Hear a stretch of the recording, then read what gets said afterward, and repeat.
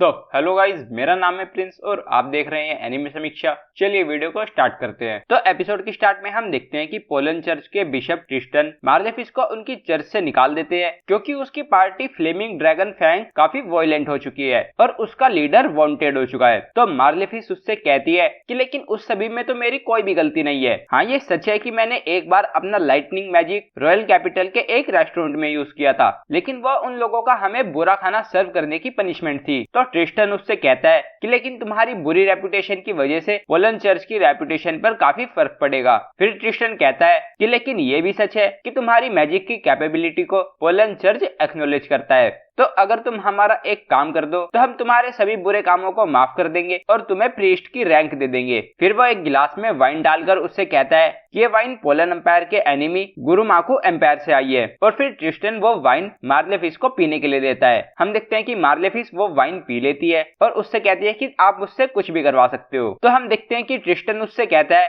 कि मैं तुमको ऑर्डर देता हूँ, तुम मार्लेफिस थर्ड प्रिंसेस लिज़ेलोटे को असैसिनेट करने में हमारी हेल्प करोगी। तो हम देखते हैं कि ये सुनकर मार्लेफिस काफी ज्यादा शॉक हो जाती है और फिर हम देखते हैं कि उसके पेट पर एक कर्स आ जाता है। ट्रिस्टन उसको बताता है कि जो वाइन तुमने पी है उसको कर्स से पॉइजन कर दिया गया था और इसकी वजह से तुम पानी के अलावा कुछ और खा भी नहीं सकती और 1 महीने में तुम भूख से मर जाओगी। ये एक ट्रायल है, अगर तुमने भूख से मरने से पहले प्रिंसेस को मार दिया तो तुम कर्स से फ्री हो जाओगी। तो मार्लेफिस उससे कहती है कि मैं अपनी जान आपके हवाले करती हूँ, या तो थर्ड प्रिंसेस बचेगी या फिर मैं। और मार्लेफिस इसे एक्सेप्ट कर लेती है और फिर हम मार्लेफिस को उसी एक मैजिक सर्कल में देखते हैं। तभी हम वहां पर एक डीमन को हंसते हुए देखते हैं। तो मार्लेफिस उसको देखकर बोलती है कि ये तो एक डीमन लॉर्ड है। फिर नेक्स्ट सीन में हम देखते हैं कि कर्ट के कर्ज से बचाने वाले तालिस्मान को मिटा देने के बाद भी लिज़ेलोटे की बॉडी में कोई भी चेंजेस नहीं हो रहे। तो यूलिशिया सोचती है कि अभी तक हमारे एनिमीज को पता नहीं लगा कि हम कहाँ हैं, और या फिर कर्ट का बनाया हुआ खाना कर्ज को पहले से ही न्यूट्रलाइज कर देता है। लेकिन वैसे भी मिमी को सिटी में आ गई है और उसने अपना मैजिकल वेब फैला दिया है, तो अगर हमारे एनिमी ने कुछ भी ट्राई किया तो हमें एकदम से पता चल जाएगा। ये बोलकर वो कर्ट का बनाया हुआ केक खा लेती है और उसको वो काफी ज्यादा पसंद आता है। फिर हम देखते हैं कि लिज़ेलोटे कर्ट से पूछती है कि इस केक का टेक्सचर नॉर्मल से थोड़ा अलग लग रहा है। तो कर्ट कहता है कि ऐसा इसलिए है क्योंकि आज मैंने राइस फ्लावर से केक बनाने की कोशिश की है। तो लिज़ेलोटे कहती है कि आपके राइस से बनाई हुई सभी डिशेस काफी अच्छी होती है और जो राइस पोरिस तुमने पहले बनाया था वो भी काफी अच्छा था। तो अगर मैं फिर से कर्स्ड हो जाऊं तो क्या तुम मेरे लिए उसको दोबारा से बनाओगे? तो कर्ट कहता है कि मुझे ये सुनकर खुशी हुई, लेकिन तुमको कर्स की चिंता करने की जरूरत नहीं है। तो यूलिशिया कहती है कि तुम ऐसा क्यों कह रही हो, तुमने तो कहा था कि तुम कर्स से बचाने वाला बैरियर नहीं बना सकते। तो कर्ट कहता है सही कहा, मैं कर्स से बचाने वाला बैरियर नहीं बना सकता। लेकिन और तभी हम दूसरा सीन देखते हैं जहां हम एक आदमी को एक कर्स यूजर के साथ देखते हैं। वह आदमी उस कर्स यूजर से कहता है कि फेलियर को टॉलरेट नहीं किया जाएगा। तो वो कर्स यूजर बोलता है कि इसको तैयार करने में काफी समय लग गया, लेकिन इस बार मैं थर्ड प्रिंसेस को कर्स करके ही रहूंगा। और ये बोलकर वो थर्ड प्रिंसेस को कर्स करने की कोशिश करता है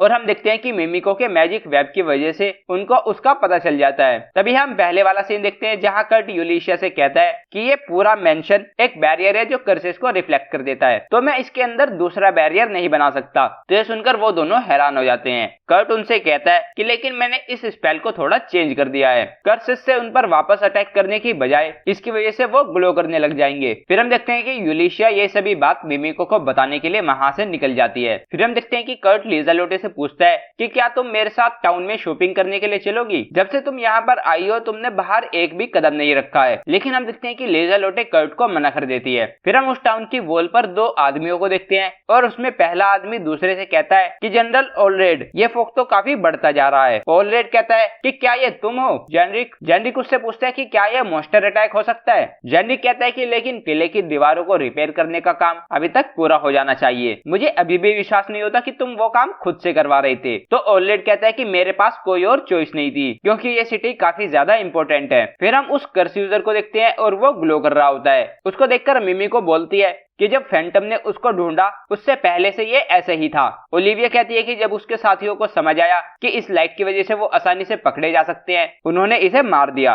और उसके मरने के बाद भी उसको ग्लो करता हुआ देखकर ओलिविया कहती है कि उसने काफी ज्यादा पावरफुल कर्स रिफ्लेक्टर बनाया है, अगर वो हमारे साथ कोऑपरेट करे तो हम इसे एक दिन के अंदर ही सोल्व कर सकते हैं। तो यूलिशिया उससे कहती है कि मैं मानती हूँ कि वो पहले से ही इसमें इन्वॉल्व है, लेकिन तुम उसको इसमें और ज्यादा इन्वॉल्व मत करो, मैं उसको और ज्यादा खतरे में नहीं डालना चाहती। तो ये देखकर मिमिको कहती है कि कोई बात नहीं, बाकी की इन्वेस्टिगेशन मैं खुद कर लूंगी। फिर हम देखते हैं कि वो बातें कर रही होती है, लेकिन तभी वो एक वार्निंग साउंड सुनती है और हमें पता चलता है कि उस सिटी पर मॉन्स्टर्स ने अटैक कर दिया होता है। ओल्ड रेड मैजिशियन से वहां पर लाइट करने के लिए कहता है और फिर हम काफी सारे स्केलेटन्स को देखते हैं। मिमिको यूलिशिया और ओलिविया को बताती है कि बाहर कई हजार से भी ज्यादा स्केलेटन्स सिटी की तरफ बढ़ रहे हैं। फिर हम देखते हैं कि ओल्ड रेड फर्स्ट प्लेटून के साथ वहां पर उस एरिया को डिफेंड करने के लिए रेडी होता है और वो जैनरिक से सभी सिटीजन्स को इवैक्यूएट करने के लिए कहता है। तो जैनरिक उससे कहता है कि मैं भी तुम्हारे साथ फाइट करूंगा, अगर हमने अपने सभी सोल्जर्स को इस जगह पर रखा तो हम उनको हरा सकते हैं। तो ये सुनकर ओल्ड रेड गुस्सा हो जाता है और उससे कहता है कि क्या तुम बेवकूफ हो, क्या होगा अगर दूसरी जगह पर भी अटैक हो रहा हो। दूसरी तरफ हम देखते हैं कि यूलिशिया अटेलियर में जाने लगती है, लेकिन तभी फैंटम मिमिको को एक मैसेज देते हैं और फिर हम देखते हैं कि जैसे ही वो सभी स्केलेटन्स वेस्टर्न वॉल को टच करते हैं वो प्योरीफाई होते चले जाते हैं।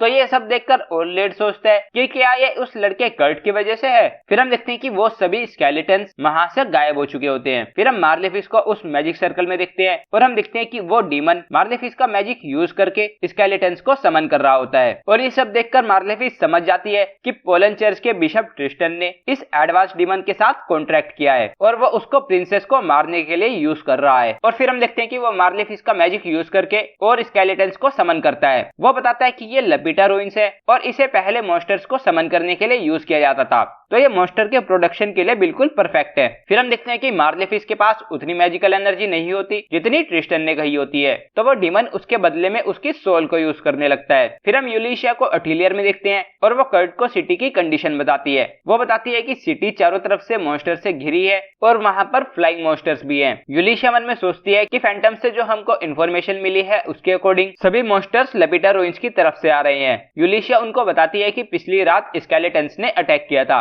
लेकिन जैसे ही उन्होंने वॉल्स को टच किया वैसे ही वो प्योरीफाई हो गए और ये देखकर नाइट्स भी शॉक हो गए थे। तो कर्ट बोलता है कि लेकिन मेरे विलेज में तो उनका वॉल को टच करते ही प्योरीफाई हो जाना काफी कॉमन सी बात है। फिर यूलिशिया कर्ट से कहती है कि मैं बाहर जा रही हूँ, लेकिन तुम दोनों अपनी सेफ्टी के लिए अटेलियर से बाहर मत निकलना। ये सुनकर कर्ट थोड़ा सैड हो जाता है कि वो उसके साथ नहीं आ सकता। तो यूलिशिया उससे कहती है कि तुम्हें अभी भी उस स्क्रोलर की चिंता करने की जरूरत है, तो तुम लीजा लोटे के साथ रहना। तो कर्ट मान जाता है। फिर नेक्स्ट सीन में हम देखते हैं कि ओल्ड रेड और जैनरिक उन मॉन्स्टर से फाइट के लिए स्ट्रेटेजी बना रहे होते हैं। फिर हम देखते हैं कि यूलिशिया मिमिको और ओलिविया भी वहां पर आ जाती है और यूलिशिया ओल्ड रेड को बताती है कि ये रॉयल कोर्ट मेज मिमिको और अटेलियर मास्टर ओलिविया है। यूलिशिया उसको बताती है कि थर्ड प्रिंसेस भी इसी सिटी में है। तो ओल्ड रेड कहता है कि फिर तो प्रिंसेस को गाइड करने के लिए मुझे कुछ सोल्जर्स को भेजना चाहिए। तो मिमिको उससे कहती है कि उसकी जरूरत नहीं है, मेरी इंटेलिजेंस स्क्वाड उनको पहले से ही प्रोटेक्ट कर रही है। फिर यूलिशिया ओल्ड रेड से कहती है कि मेरे पास प्लान है, तुम और तुम्हारे लोग डिकॉय बनकर मॉन्स्टर्स की अटेंशन लेना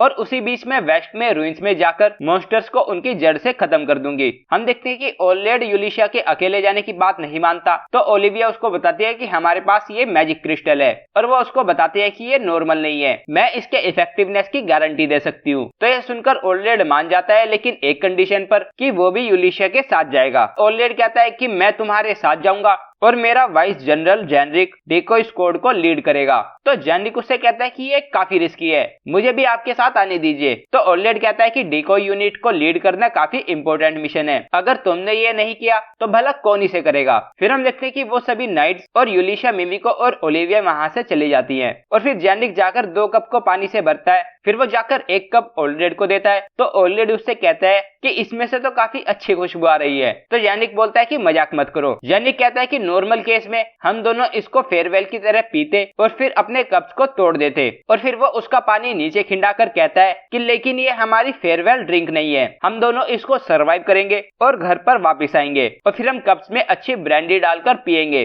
फिर हम कर्ट को देखते हैं और वो काफी परेशान होता है। कर्ट मन में सोचता है कि मेरे होम टाउन में एक ओल्ड मैन हमेशा कहते थे कि अगर तुम अपने पूरे दिल से आयरन को शेप दोगे तो वो तुमको अपने एक्शंस पर सोचने का मौका देता है। फिर वो कहता है कि डांजो का ब्लेड काफी ज्यादा अच्छा था, क्या मैं उसका एक छोटा वर्जन बना सकता हूँ। और हम देखते हैं कि ये बोलकर वो एक आयरन के पीस से कुछ बनाने लगता है। कर्ट सोचता है कि मैं हेल्प के लिए क्या कर सकता हूँ, मैं अभी अपनी जॉब से निकाल दिया गया और मैं कॉम्बैट में भी अच्छा नहीं हूँ। तभी हम सिटी वॉल्स के बाहर काफी सारे मॉन्स्टर्स को देखते हैं और फिर यूलिशिया एक मैजिक क्रिस्टल को पकड़कर बाकी सभी से कहती है कि जैसे ही मैं इस क्रिस्टल को उन पर फेंकूं, तुम सभी अपनी आंखें बंद कर लेना। और ये बोलकर वो उस क्रिस्टल को उन सभी पर फेंक देती है और हम देखते हैं कि उस मैजिक क्रिस्टल में से एक लाइट निकलती है, जिसकी वजह से वहां के सभी मॉन्स्टर्स प्योरीफाई हो जाते हैं। और फिर डिकॉय यूनिट और यूलिशिया और ऑलरेड अपने मिशन के लिए निकल जाते हैं। फिर हम अटीलियर का सीन देखते हैं, जहाँ कर्ट एक ब्लेड बना लेता है, लेकिन कर्ट को वो बिल्कुल पसंद नहीं आती और उसको लगता है कि वो एक फेलियर है।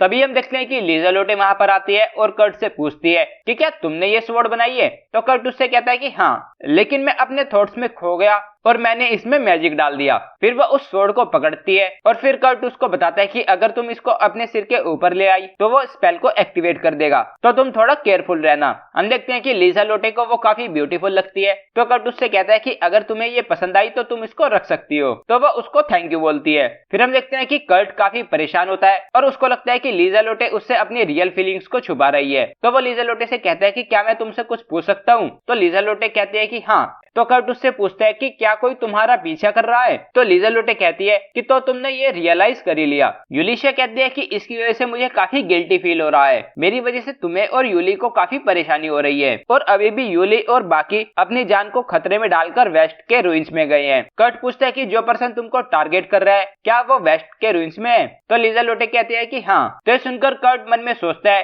कि कुछ समय पहले यूलिशिया ने वहां जाने के लिए बोला था, मैंने उस बारे में क्यों नहीं सोचा। फिर कर्ट को एक इंसिडेंट याद आता है जहां पर गोलनोवा उन रुइंस में कुछ लिख रहा होता है और फिर मार्लेफिस उसको रोकती है। तो कर्ट सोचता है कि जिन लोगों को चीजों पर स्क्रॉल करने की आदत है उनके लिए तो वो रुइंस परफेक्ट स्पॉट है, और जो लीज़ेलोटे का पीछा कर रहा है वो स्क्रॉलर स्क्रॉलिंकी है और इसका मतलब यूलिशिया स्क्रॉलिंकी को हराने गई है। फिर हम देखते हैं कि कर्ट उनके साथ ना जा पाने के लिए काफी परेशान होता है और सोचता है कि मुझे विश्वास नहीं होता कि जो मैं कर सकता हूँ वो सिर्फ यहाँ पर रहकर वेट करना है। तो लीज़ेलोटे कहते हैं कि मैं भी ऐसा ही फील करती हूँ, अगर ये पॉसिबल हो सकता तो मैं खुद से जाकर कल्प्रिट को पकड़ लेती। तो ये सुनकर कर्ट मन में सोचता है कि लीज़ेलोटे भी उसी पावरलेसनेस से स्ट्रगल कर रही है जिससे मैं कर रहा हूँ और हम दोनों में से कोई भी सिर्फ यहाँ पर रहकर वेट नहीं कर सकता। तो फिर वो लीज़ेलोटे से चलने के लिए कहता है। तो लीज़ेलोटे उससे कहती है कि लेकिन ये सिटी सभी 8 डायरेक्शन से मॉन्स्टर से घिरी है। तो कर्ट उससे कहता है कि अगर उन 8 डायरेक्शंस में काम नहीं बना तो हम 9th से जाएंगे,